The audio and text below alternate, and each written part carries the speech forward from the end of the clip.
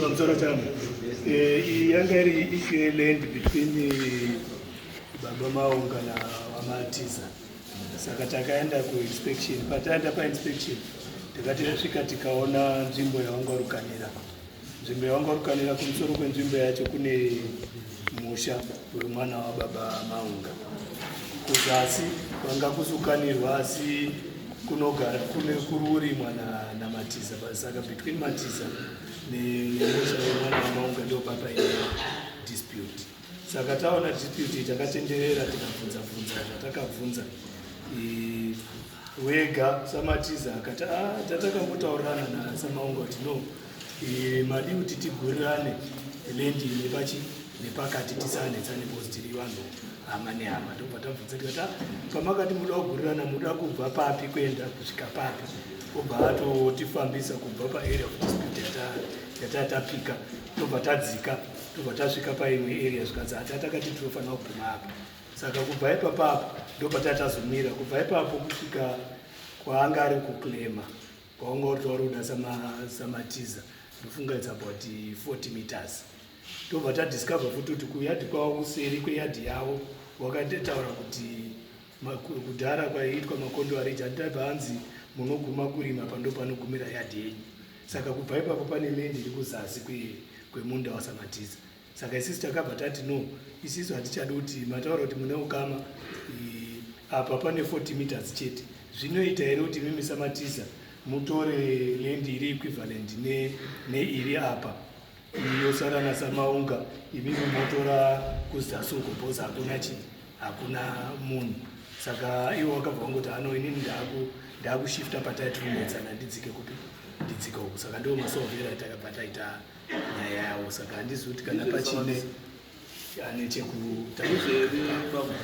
ndizvozvo ndobva tatoita patogadzirwa iboundary rekuti panakati pane nzira. Saka paiswa passage yakangoita kuti vanotanga fenzi yavo uku vataisa pegi papanzi vanotanga fenzi yavo uku.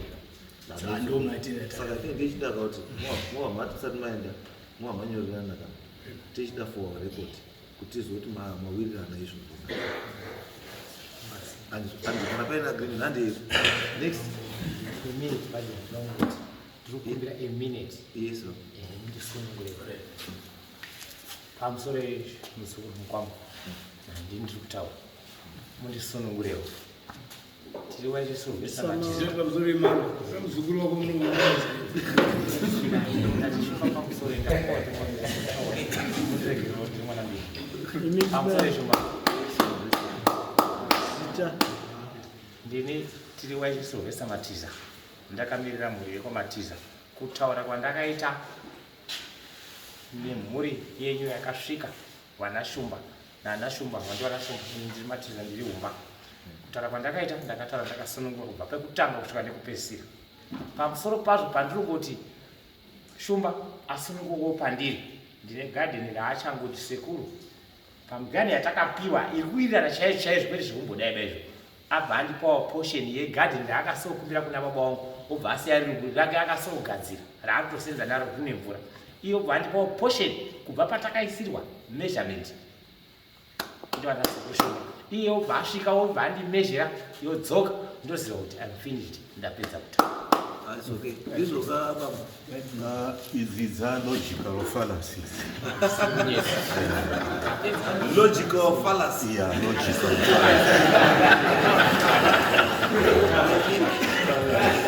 Nekuti munhu wega wega une utsanzi hwekopo unongowanza zvekutaura kuti zvimwe zvitambirike mukashokwadi. Handina chikweretu chekuti kana ndinepo ndakambosainirana naye negarden handine garden ndakambokumbira kuvabereki vake. No, it's okay. Yes. Patati area getting dispute. Thank you. Next, Mr. Logical.